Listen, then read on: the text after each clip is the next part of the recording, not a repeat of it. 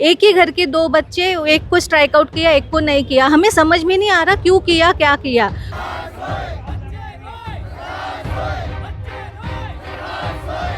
आज यहाँ पे बाउंसर के साथ स्कूल गेट पे बच्चों को हटाया जा रहा है, डिस्क्रिपेंसी की जा रही है। उसकी फीस 15,700 है अभी this year. Every year they are hiking like anything else. आप अलग अलग तरीके से 5,000 रुपए मांग रहे हो एसी बिठाना है, आप ले लीजिए, बट आप बताइए तो सही कि कहाँ पे हम गलत है या कहाँ पे। किसी के बच्चों को गार्डन में बिठाया जाता है, किसी के बच्चों को 2-2 साल तक लाइब्रेरी में बिठाया जाता है। घर बैठे कमाए 1500 रुपए प्रतिदिन, वो भी विदाउट इन्वेस्टमेंट। बस डाउनलोड करें बैंक साथी ऐप, फ्री ट्रेनिंग लेकर कमाना शुरू करें। बैंक साथी से जुड़कर 15 लाख लोगों के सपने हुए पूरे। अब बारी है आपकी। शिक्षा है, व्यापार नहीं। नमस्कार, मैं अदिति और आप देख रहे हैं झलको दिल्ली। आज मैं मौजूद हूं जंतर मंतर पे, जहां द्वारका के अभिभावकों द्वारा और अन्य सभी प्राइवेट स्कूल के अभिभावकों द्वारा यहां पे प्रदर्शन किया जा रहा है। आप मेरे पीछे से आवाजें सुन रहे हैं और ये सीधे सीधे ये बताती है कि मनमानी तरीके से जो फीस वसूली जा रही है अभिभावकों से, बिना किसी स्ट्रक्चर को बताए हुए, और जब वो फीस नहीं देते हैं तो बच्चों को स्कूल से निकाल दिया जाता है बिना किसी प्रायर नोटिस के, बिना पेरेंट्स को बताए हुए सीधा बच्चों को निकाल दिया जाता है। बच्चे सुबह स्कूल जाते हैं और उन्हें वहां से वापस भेज दिया जाता है। आइए जानते हैं पूरा मामला क्या है। मैम, एक बार आप पूरा मामला बताएंगी? आप डीपीएस की अभिभावक हैं, तो आप एक बार पूरा मामला बताएंगी? विभावक इन द सेंस, ये सारा मामला मुझे जब पता चला तब मेरा खुद का बेटा 5th क्लास में है। वो सुबह स्कूल में जाता है अपनी असाइनमेंट कंप्लीट करके, बहुत इंथुजियास्टिक, बिकॉज 2 दिन में उसके समर वैकेशन होते हैं। हम दोनों वर्किंग है, मैं ऑफिस चली गई, उसको स्कूल के गेट से वापस भेजा गया। वो स्कूल से घर आया, रोते रोते मुझे फ़ोन किया, मम्मी मुझे गेट के अंदर नहीं लिया। तब मुझे पता चला कि ऐसे क्यों नहीं लिया। तब मैंने पति से बात की तो पति ने मुझे बताया कि हाँ, हमने पिटीशन फाइल की है because we wanted to know the fee structure, because there are many people like us, हमारे जैसे ही बहुत सारे बच्चे हैं। क्योंकि मैंने मेरे पति को बोला कि क्यों, अगर स्कूल तो मैंडेटरी नहीं कर रही, आप स्कूल के अगेंस्ट मत जाओ, हम स्कूल चेंज कर देते हैं। तब उन्होंने एक ही बोला कि जैसे आज मेरा बेटा है वैसे सारे सबके बच्चे हैं गायत्री।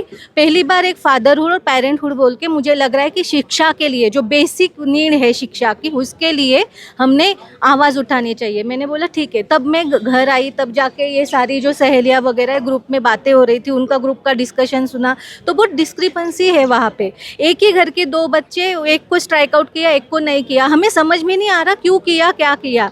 प्रायर नोटिस होती है, पेरेंट्स को बताया जाता है। हम जब छोटे थे स्कूल में पैर छू के स्कूल के अंदर एंटर करते थे। आज यहाँ पे बाउंसर के साथ स्कूल गेट पे बच्चों को हटाया जा रहा है, डिस्क्रिपेंसी की जा रही है। एक ट्रस्ट जो होता है शिक्षा एजुकेशन के ऊपर, वो अभी हमें नहीं है। अभी भी मैं डीपीएस के खिलाफ नहीं बोल रही हूँ, हम सक्षम है पर मूर्ख नहीं। हमें बस एक क्लैरिटी चाहिए, एक ट्रांसपेरेंसी चाहिए। आपको पूरा फीस स्ट्रक्चर जानना है कि आखिर किस लिए इतना फीस लिया जाता है? उन्होंने ऑलमोस्ट 110% मतलब फीस सही की है। अलग 5th क्लास में कितनी फीस देते हैं आप उसकी? उसकी फीस 15,700 है अभी this year. Every year they are hiking like anything else. So see, हम डबल फी पे करेंगे। हम ये सब कुछ कर रहे हैं, हमारे बच्चों के लिए कर रहे हैं, बट हमें ट्रांसपेरेंसी चाहिए। आप अलग अलग तरीके से 5,000 रुपए मांग रहे हो एसी बिठाना है, आप ले लीजिए, बट आप बताइए तो सही कि कहाँ पे हम गलत है या कहाँ पे। हम जो अप्रूव फी है पिटीशन फाइल करने के बाद, हम जो गवर्नमेंट ने अप्रूव फी की है वो पूरी फी करने के बाद भी अगर मेरा बच्चा स्कूल के गेट पे से वापस आ रहा है, अगर उन्होंने वापस रोल इन भी कर लिया, तो मुझे अब वो ट्रस्ट नहीं है कि मेरा बच्चा वहाँ पे सेफ है या नहीं है। किसी के बच्चों को गार्डन में बिठाया जाता है, किसी के बच्चों को 2-2 साल तक लाइब्रेरी में बिठाया जाता है। That is not the thing, that is not the education. DPS की हालत है। यस, ये डीपीएस की हालत है, and that too in Dwarka location. So we are also shocked because हमारी औकात सीधा औकात के ऊपर आती हूँ। हमारी औकात, हमने खुद माँ बापों ने गवर्नमेंट स्कूलों में पढ़ाई की है। हम चाहते हैं हमारे बच्चों को हम बेस्ट से बेस्ट दें। ये फीस का इशू नहीं है, ये इशू है क्लैरिटी का, ट्रांसपेरेंसी का और एजुकेशन, जिसको आज हम मंदिर मानते हैं स्कूल को, उसका इशू है। आपको फीस लेनी है, फीस लीजिए, बस हमें ट्रांसपेरेंसी दीजिए और बच्चों को ऐसे हराश मत कीजिए। आप सब कह रहे हैं कि प्रिंसिपल पर एफआईआर क्यों नहीं, मतलब आप किस बात पे एफआईआर चाहते हैं, क्या मामला है? जब वो बच्चों का मानसिक उत्पीड़न कर सकते हैं, जेल की तरह लाइब्रेरी बना के जेल में डाल सकते हैं, तो उन पे एफआईआर क्यों नहीं होनी चाहिए? हमारा सवाल तो ये है कि जब डीएम वहां इंस्पेक्शन करने गए, जब उन्होंने देखा कि बच्चों को लाइब्रेरी में बंद कर रखा था, बच्चे हम स्कूल में क्लास करने स्कूल लाइब्रेरी में बंद क्यों किया हो गया था कुछ?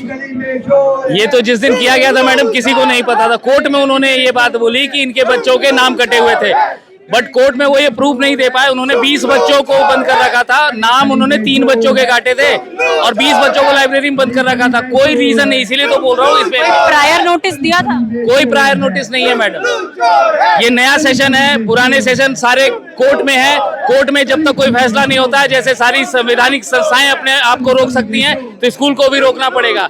जब हमारा केस कोर्ट में है, उसमें फैसला नहीं हुआ है, तो स्कूल कैसे हमसे चार्ज कर सकता है, उसके बेस पे बच्चों को लाइब्रेरी में बिठा सकता है?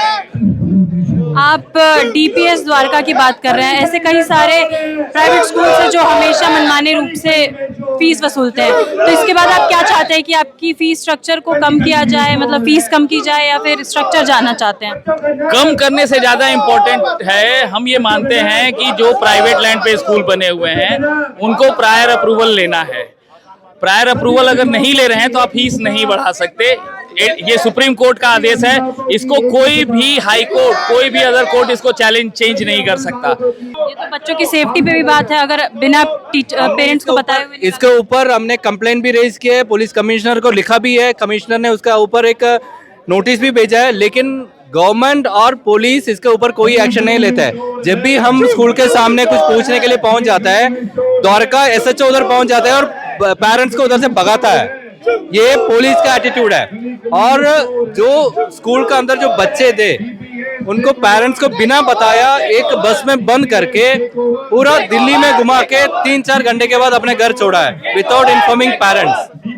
कोई बच्चों को अपना सोसाइटी के गेट पे छोड़ के गया है, सोसाइटी का सिक्योरिटी गार्ड पेरेंट्स को फोन करके बुलाया क्योंकि पेरेंट्स घर पे नहीं था। ऐसा सिचुएशन हो रहा है डीपीएस के अंदर, क्योंकि कोई भी बच्चे को बिना पेरेंट्स को इन्फॉर्म करके स्कूल के अंदर से बस में बिठा के आप लेके जा रहा है, स्कूल के बाहर लेके जा रहा है अपने घर छोड़ने के लिए। पेरेंट्स को कोई इन्फॉर्मेशन नहीं है, मोस्टली दोनों पेरेंट्स वर्किंग होते हैं, घर पे कोई नहीं रहता है, उनको सिक्योरिटी गेट पे छोड़ के जाते हैं, सोसाइटी के गेट पे। अगर इन बच्चों के साथ कुछ गलत हुआ है तो कौन जिम्मेदार होगा?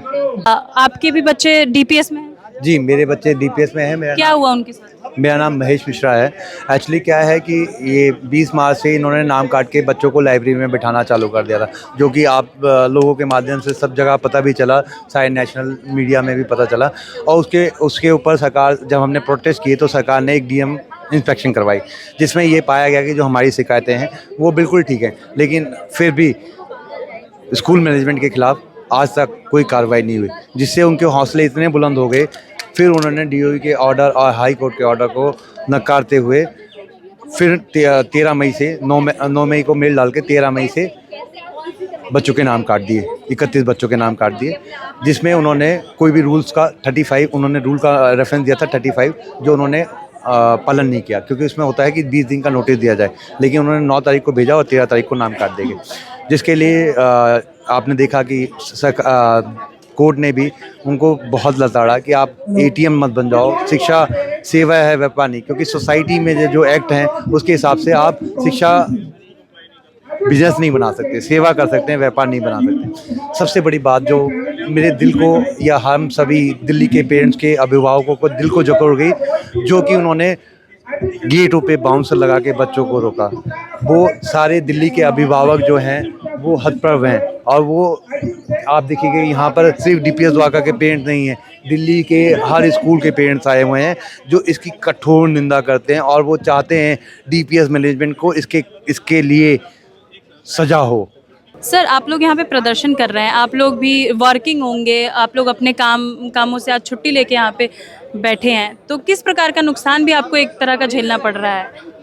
देखिए मैम, हम सारे कॉर्पोरेट के बंदे हैं, अपने बिजनेसेस हैं, हम सब छोड़ छाड़ के सिर्फ इसीलिए खड़े हुए हैं वहाँ पे कि हमारे बच्चों का जो भविष्य है वो सुरक्षित रहे, सब सिर्फ गवर्नमेंट के अंडर चले।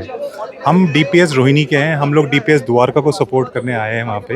रोहिणी में भी ये सेम हालत है? अरे बिल्कुल मैम, चोर चोर मुसेरे भाई, हम तो यही कह सकते हैं वहाँ पे। डीपीएस रोहिणी के अंदर तो उसको डीरिकॉग्नाइज भी कर दिया गया है 2 साल पहले, तब भी चल रहा है ये? भी चल रहा है। और वो उन्होंने हाई कोर्ट से स्टे ले लिया है और उसके बाद भी यही चीज़ें डीपीएस रोहिणी में भी है। वहाँ पे बच्चों पेरेंट्स को साल के शुरू में मेल गई कि आप या तो अपने बच्चे का नाम कट रहा है या तो आप पूरी फीस की पे कर दीजिए। काफ़ी सारे पेरेंट्स ने इस डर में आके पे भी कर दी है। ज़्यादातर 10वीं 11वीं 12वीं के बच्चे जो हैं उनके पेरेंट्स ने कर दी है फीस। लेकिन वहाँ पे भी मेरी भी बेटी पिछले साल 12th में से निकली थी, तो उसको ट्रांसफ़र सर्टिफिकेट नहीं दिया गया, कैरेक्टर सर्टिफिकेट नहीं दिया गया। वो तो अब डीयू के अंदर उसकी रिक्वायरमेंट खत्म हो गई, तो मेरे बच्चे का एडमिशन हो गया। अदरवाइज़ मेरे बच्चे का भी वहाँ एडमिशन नहीं हो पाता। हाँ जी, तो मतलब ये जो है डीपीएस सोसाइटी पूरी की पूरी, ऐसा नहीं है कि सिर्फ द्वारका में प्रॉब्लम है, हर जगह डीपीएस सोसाइटी करप्ट पूरी है। ही डीपीएस सोसाइटी में करप्शन है। अभी वो ज़्यादा जो परेशान कर रहे हैं डीपीएस द्वारका वालों को, क्योंकि हाईलाइट हो गया तो इसलिए वो थोड़ा सा चुप बैठे हैं और कोर्ट के अंदर केस चल रहे हैं। अदरवाइज अगर आप देखेंगे तो हर साल ये इस फीस के चक्कर को लेके सब पेरेंट्स को परेशान कर रहे हैं। देखिए मैम, बड़ा सिंपल सी बात है, सारे डीपीएस के रोहिणी के भी हमारे यहाँ पे सारे केसेस हमारे भी लगे हुए हैं, ठीक है, केसेस हमारे भी लगे हुए हैं, इश्यूज सेम है वहाँ पे। इनके यहाँ पे जो सोसाइटी के अंदर में जो चेयरमैन हैं, वाइस चेयरमैन हैं, प्रेसिडेंट्स हैं, या तो कोई एक्स वो आपका आईएएस ऑफिसर्स हैं, एक्स जजेस हैं, और मतलब कोई ना कुछ उनको हाईली गवर्नमेंटली डिग्निफाइड पीपल हैं, and they don't think about anything else कि भाई हमारे ऊपर कुछ नहीं है। दे जस्ट वांट देयर, अपने आप को सरकार से बहुत ऊपर समझते हैं, और हम बहुत दिल से आदमी हैं वहाँ पे। जब डीपीएस रोहिणी को हम लोगों ने डी रिकॉग्नाइज का ऑर्डर आए थे वहाँ पे, with in 24 hours they were in the court and they give a statement कि हम अपने सारे नोटिसेस वापस लेंगे और हम कुछ ही आगे भी नोटिस नहीं देंगे। But again they are above the laws and court of the India, laws of the land of it. So they have given you any prior notice or something? They all as per the rule of 1973 or 1973 जो बोलते हैं वहाँ पे, उनको आपको एक देना पड़ता है नोटिफिकेशन, बट वो भी गलत है, क्योंकि हमारा क्या है, हम वी आर पेरेंट्स राइट। चला कौन रहा है स्कूल? डीपीएस। उनको कौन से आदेश मतलब जो इंस्ट्रक्शंस आते हैं वो आते हैं डीओ से वहाँ पे, ठीक है। डीओ ने कहा कि आपको पैसे नहीं लेने हैं, डीपीएस कहता है हम पैसे लेंगे वहाँ पे, ठीक है। अब वो कहता है कि डीओ ने मना कर दिया, वो कोर्ट पे चले गए, ठीक है। कौन चला गया? डीपीएस कोर्ट में चला गया फीस लेने के लिए, क्योंकि डीओ ने अप्रूव नहीं करा वहाँ पे, ठीक है। अब पेरेंट्स को कहते हैं कि हमने जी कोर्ट डाल दिया है, कोर्ट में केस डाला, पर आप हमारे को फीस दो। ये जो आप जितना अभी जमेला देख रहे हैं सब उसी का कहानी है, लड़ाई वही है बस। डीपीएस सोसाइटी के बीच में अभी तो बीच में सरकार भी बदली है, केजरीवाल से आप देखो मैम, कितनी भी सरकारें देखा कितनी भी हैं, सरकार चाहे वो थी। कांग्रेस की थी, 2012-13 के अंदर भी ये इश्यू हुआ था वहाँ पे। आपका 2015-16 के मूवमेंट में मैं भी था वहाँ पे, आम आदमी पार्टी के हम लोग भी गए थे।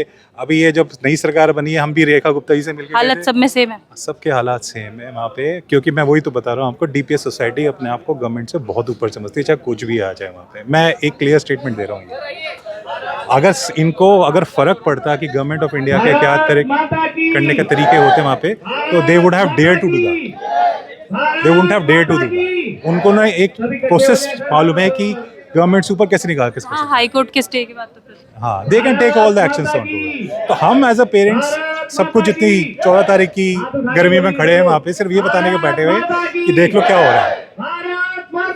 और आजकल का मेरा बच्चा जो है वो कह रहा है मैं अपने बच्चों को नहीं डीपीएस में पढ़ाऊंगा। आप वो झेल रहे हैं क्योंकि वो जा रहे हैं और देख रहे हैं कि किस तरीके से उनके पेरेंट्स जाके घर में खड़े हो रहे हैं, यहाँ पे बच्चे को इंटीग्रिटी सिखानी किस चाहिए। तरह मेंटली अब्यूज किया जा रहा है। अब्यूज है, एक्चुअली चाइल्ड अब्यूज है। एनसीपीसीआर में आपको पता होगा, वहाँ पे एनसीपीसीआर में क्या हुआ था, वहाँ पे द्वारका का एक बच्ची थी 13 इयर्स का, she was on a menstrual period, उसको अलाउ नहीं करा जाने के लिए, and that was the reason Dwarka has come so heavy on them. आप ये सोचो, एक बच्ची बैठी है वहाँ पे, they are not supporting them. In fact वहाँ के एक्चुअली हम लोग जो पेरेंट्स हैं, हम उसका दर्द समझ के रोने वाले, तभी तो हम यहाँ पे आए हैं द्वारका के लिए हेल्प करने के लिए। इतनी सभी बातचीत के बाद ये सीधे तौर पर साफ है कि शिक्षा को व्यापार बना दिया गया है। अभिभावकों से फीस वसूली जा रही है, बच्चों को स्कूल से बिना नोटिस के बाहर कर दिया जा रहा है, और क्या कुछ नहीं किया जा रहा है। डीपीएस सरकार से ऊपर हो चुकी है सीधे तौर पर। आपके इस पे व्यूज़ क्या है, हमें कमेंट सेक्शन में ज़रूर लिखें, और देखते रहें झलको दिल्ली। झलको